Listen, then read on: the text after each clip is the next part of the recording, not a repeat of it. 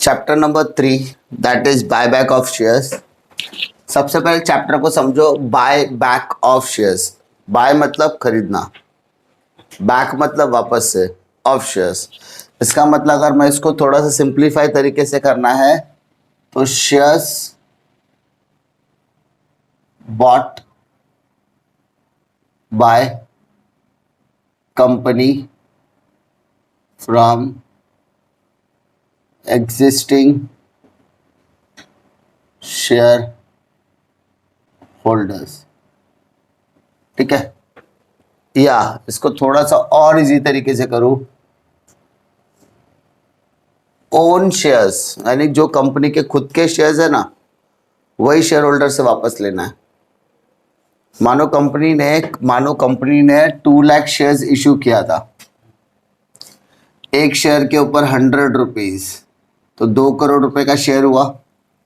कितने का शेयर हुआ? 2 करोड़। अब ये कंपनी चाहती है कि उसके पास आइडल कैश मतलब एक्सेस कैश है, ज्यादा पैसा पड़ा है। कंपनी के पास जो शेयर इशू कैपेसिटी थी उससे ज्यादा उन्होंने शेयर ऑलरेडी इशू कर दिया है। कंपनी के पास सरप्लस कैश पड़ा हुआ है, सरप्लस शेयर कैपिटल है। कंपनी चाहती है उसके अर्निंग पर शेयर को इंक्रीज करना, कंपनी चाहती है उसके इंट्रेंसिक वैल्यू को इंक्रीज करना। इन दैट केस कंपनी क्या करती है? अपने ही शेयर होल्डर से, कंपनी के अपने ही शेयर होल्डर खरीद लेती है।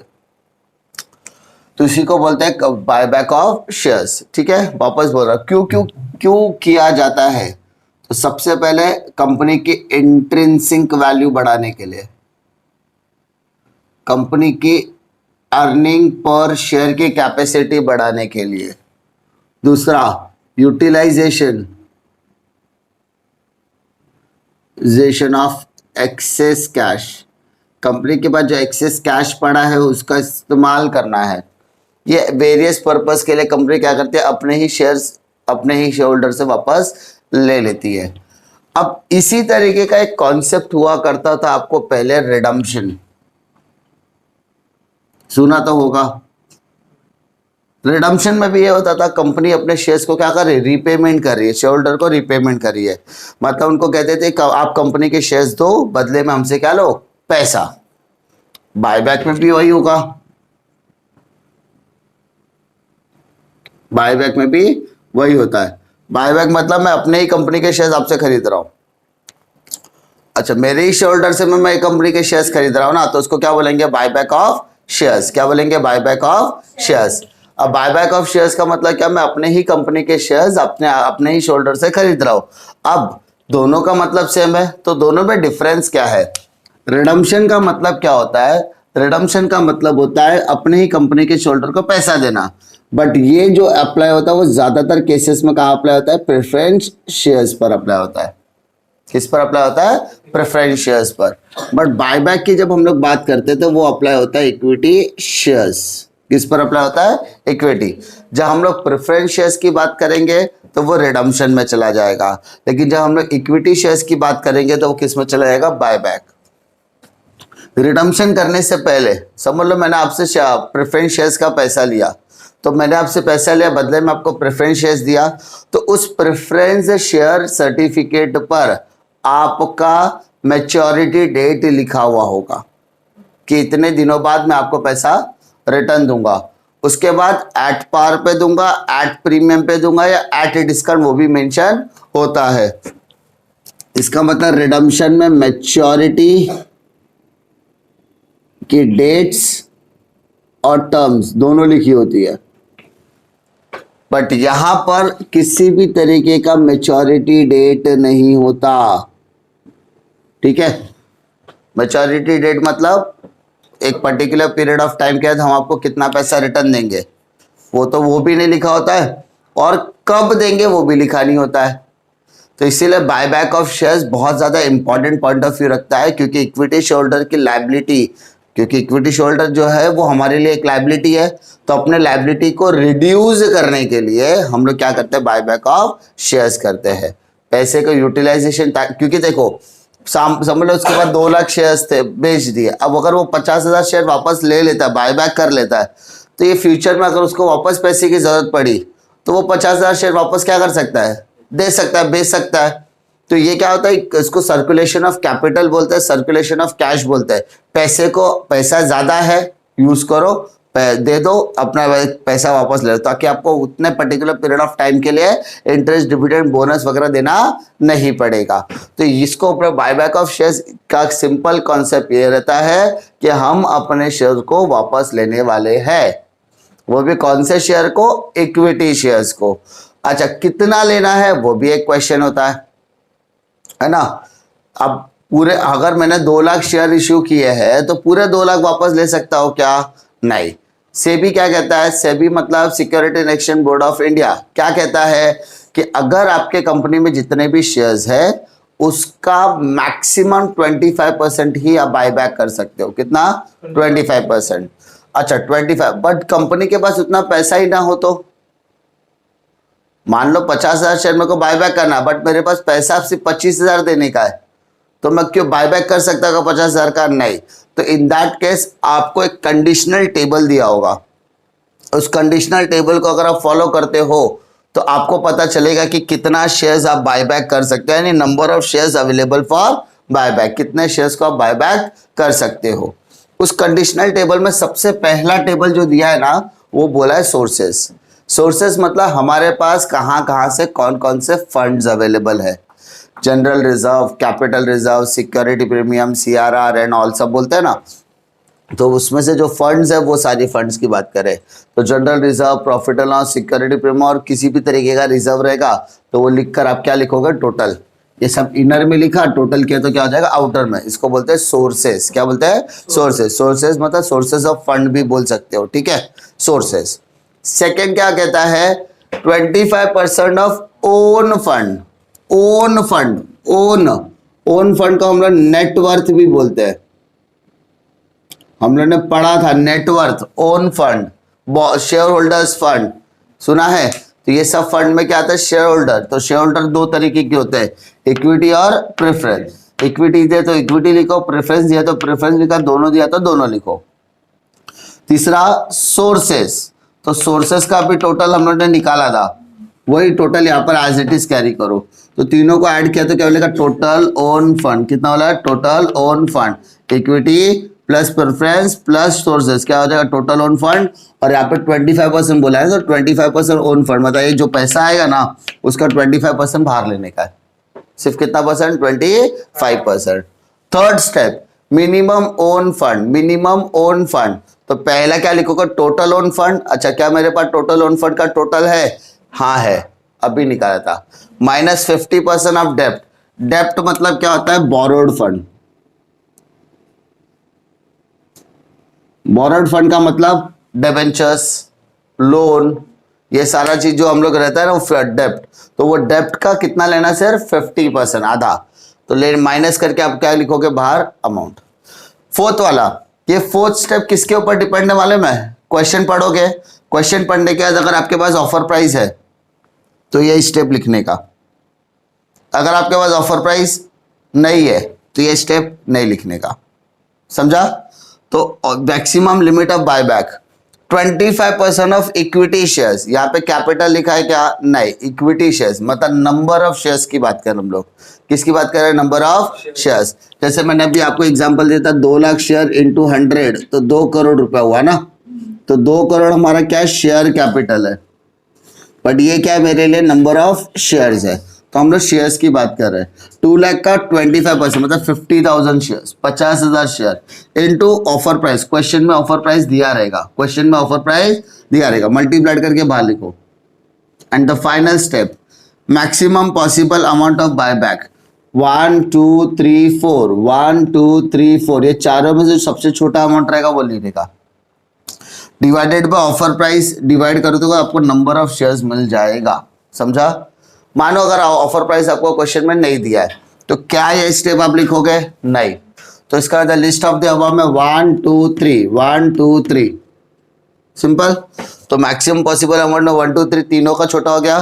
अब divided by offer price, question में तो ऑफर प्राइस दिया ही नहीं है तो क्या करोगे, तो नंबर ऑफ शेयर्स को डिवाइड करने का, नंबर ऑफ शेयर्स को क्या करने का, डिवाइड, तो ऑफर प्राइस। यानी ये 2 स्टेप है ना वो इंटर का चेंज हो जाएंगे, हाँ है ना। नंबर ऑफ शेयर्स ऊपर चला जाएगा और नंबर ऑफर प्राइस नीचे आ जाएगा। अच्छा, नंबर ऑफ शेयर्स भी हमारे पास तो होगा नहीं, इन दैट केस हम क्या लेंगे 25% ऑफ इक्विटी शेयर्स। क्या लेंगे 25% ऑफ इक्विटी शेयर्स। समझा, सम आएगा और उसमें क्लैरिफिकेशन आएगा। ठीक है, तो हम लोगों को सबसे ज्यादा इंपॉर्टेंट चीज क्या है इसमें, कंडीशनल टेबल।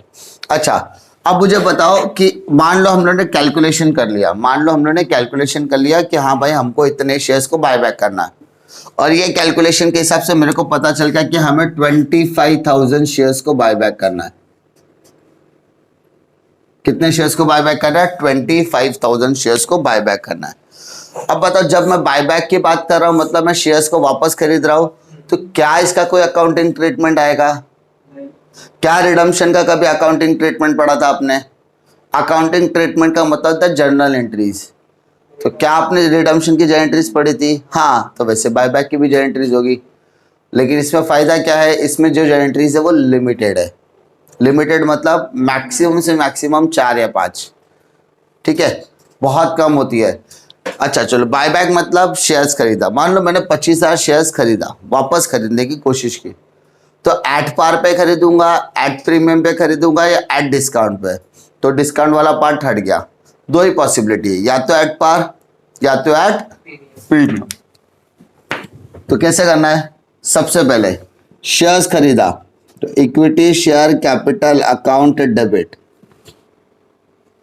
मानो 100 रुपए का शेयर्स है, भाई तू मुझे शेयर्स लाके दे, मैं तुझे 110 रुपए दूंगा। To equity share holder account, how much, 110। आप मुझे 100 रुपए का शेयर्स दो, मैं आपको 110 दूंगा। ज्यादा दे रहा हूं कि कम दे रहा हूं? ज्यादा, तो ये 10 रुपए क्या बोलेंगे, प्रीमियम। तो प्रीमियम ऑन बायबैक बोलेंगे, प्रीमियम ऑन बायबैक। अंडरस्टूड? 100 रुपए का शेयर लाके दो, 100 रुपए में आपको रिटर्न देता हूं एट पार, तो क्या उसमें प्रीमियम आएगा? नहीं, सिंपल चीज। दूसरा, अब ये जो शेयर होल्डर का पैसा है ना, मैं कहां से यूज करूंगा, मेरे सोर्सेस से।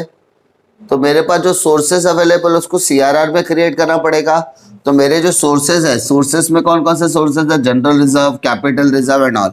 तो ऐसा लिखो रिजर्व्स, तो मैं अपने रिजर्व्स का इस्तेमाल करूंगा और क्या क्रिएट करूंगा, सीआरआर।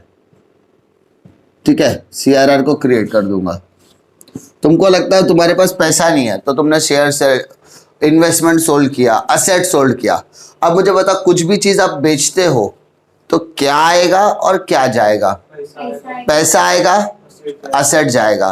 तो cash bank account debit to assets. तो इन्वेस्टमेंट बेचने वगैरह की एंट्री मैं नहीं बता रहा क्योंकि वो इजी एंट्री है।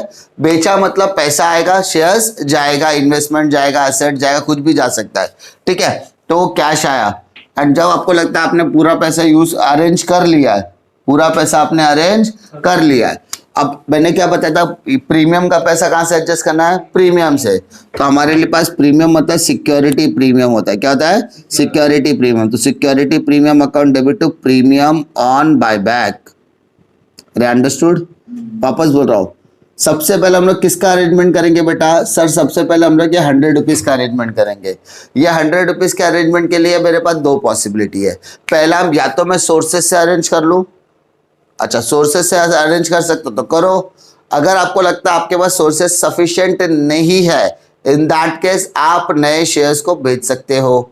नए शेयर्स मतलब इक्विटी प्रीफरेंस। तो आपने शेयर्स बेचा तो शेयर्स जाएगा, पैसा आएगा। तो आपने इसका 100 रुपीज का अरेंजमेंट कर लिया। अब 10 रुपए अरेंज करना है, तो 10 रुपए कहां से अरेंज करें, सिक्योरिटी प्रीमियम। मान लो अगर आपके पास सिक्योरिटी प्रीमियम नहीं है तो आप प्रॉफिट एंड लॉस कर सकते हो, जनरल रिजर्व कर सकते हो, तो उसके लिए एक एंट्री आ जाएगी। और जब आप पूरे 110 रुपए का अरेंजमेंट कर लोगे तब आपको क्या करना है, अपने शेयर होल्डर को बुलाना है। तो equity share holder account debit to bank account, to bank account. Understood? Limited entries है, कोई भी सम देखोगे तो ज्यादा से ज्यादा 4 या 5 एंट्री से ज्यादा आने वाला नहीं है। ठीक है, तो बायबैक ऑफ शेयर्स के अंदर दो इंपॉर्टेंट चीज, एक तो कंडीशनल टेबल और उसके साथ जुड़ा हुआ 4 एंट्रीज। जब हम कंडीशनल टेबल की बात करें तो ये कंडीशनल टेबल बहुत ज्यादा इंपॉर्टेंट रोल प्ले करता है to calculate the number of shares. Which need to be buyback, हमें कितने शेयर्स को बायबैक करना है वो कैलकुलेट करने के लिए बायबैक, ये कंडीशनल टेबल इंपॉर्टेंट है। इस कंडीशनल टेबल में सबसे पहले आता है आपका सोर्सेस। क्या आता है? सोर्सेस। ये सोर्सेस मतलब क्या? फंड्स। आपके पास कितना फंड है, आपने कितने गल्ले बना के रखे हैं, जनरल रिजर्व के, सिक्योरिटी प्रीमियम के, प्रॉफिट एंड लॉस अकाउंट कोई बनाता है, सिक्योरिटी प्रीमियम बनाएगा, जनरल कैपिटल रिजर्व, तो जो भी फंड्स आपके पास अवेलेबल हो सोर्सेस में आएगा। सेकेंड इंपॉर्टेंट चीज 25% ऑफ ओन फंड। अब ओन फंड जब बोलता हो तो उसमें कैपिटल भी आएगा, that is equity share capital, preference share capital and reserve and surplus. तो रिजर्व एंड सरप्लस के अंदर सारे सोर्सेस आ गए, सबको ऐड किया तो टोटल ओन फंड। उस टोटल ओन फंड का 25% कहां लिखना है? बाहर। थर्ड पार्ट जो मैं बोलूंगा मिनिमम ओन फंड। तो मिनिमम ओन फंड मतलब क्या? टोटल ओन फंड में से 50% डेप्ट क्या करने का? Minus. And fourth step maximum limit of buyback. तो मैक्सिमम लिमिट मैंने क्या बताया? सेबी के अंडर में 25% ऑफ द शेयर्स। कितने? 25% ऑफ द शेयर्स। तो टोटल इक्विटी शेयर्स का 25% ले लो इनटू ऑफर प्राइस, मल्टीप्लाइड करके बाहर। अब ये चारों अमाउंट में से जो छोटा रहेगा ना वो मैक्सिमम अमाउंट होगा। क्या होगा? Maximum possible amount of buyback. इतना पैसा ही आप बायबैक कर सकते हो, डिवाइडेड बाय ऑफर प्राइस के तो नंबर ऑफ शेयर्स। अगर आपको क्वेश्चन में ऑफर प्राइस नहीं देते ये स्टेप गायब हो जाएगा, और ये स्टेप में आने के बाद नंबर ऑफ शेयर्स और ऑफर प्राइस आपस में क्या हो जाएगा? इंटरचेंज हो जाएगा। क्यों? क्योंकि क्वेश्चन में ऑफर प्राइस नहीं दिया है। If the offer price is not given so you have to interchange this step. So आपको क्या मिलेगा? ऑफर प्राइस मिलने वाला है। और उस ऑफर प्राइस पे, ऑफर प्राइस मतलब मान लो मिल गया तुमको 20 रुपया, कितना मिला? 20 रुपीज मिला। तो इसका मतलब 20 रुपीज आपका ऑफर प्राइस मिला, तो 10 रुपये आपका फेस वैल्यू हुआ, 10 रुपये आपका सिक्योरिटी प्रीमियम हुआ। आपका ऑफर प्राइस मिल गया 200 रुपीज, तो क्वेश्चन में फेस वैल्यू जो रहेगा वो तो देखना ही पड़ेगा। तो फेस वैल्यू अलग और सिक्योरिटी प्रीमियम दोनों मर्ज करके ऑफर प्राइस दिया जाएगा। ठीक है, तो ऐसा मत सोचना कि ऑफर प्राइस का मतलब सिर्फ फेस वैल्यू, नहीं। 10 रुपये का शेयर है वो मेरा फेस वैल्यू है। ऑफर प्राइस 10 से ज्यादा ही होगा या 10 से कम होगा? 10 से ज्यादा है मतलब उसके अंदर सिक्योरिटी प्रीमियम ऐड अप है। तो सिक्योरिटी प्रीमियम मतलब premium on buyback, premium on buyback. Understood? तो इस तरीके से पूरा बायबैक ऑफ शेयर्स का बेसिक कॉन्सेप्ट है। क्लियर?